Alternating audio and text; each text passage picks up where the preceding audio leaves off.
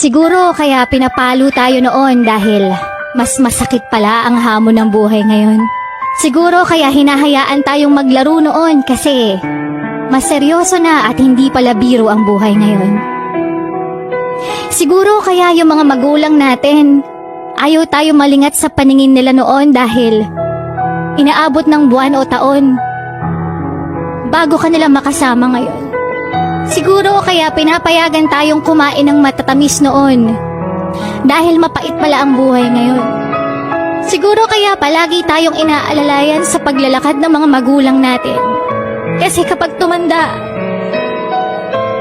walang ibang tutulong sa atin kundi sarili lang natin. Siguro kaya masaya na tayo sa 10 piso noon dahil hindi mo pala basta-basta mabibili ang mga gusto mo ngayon.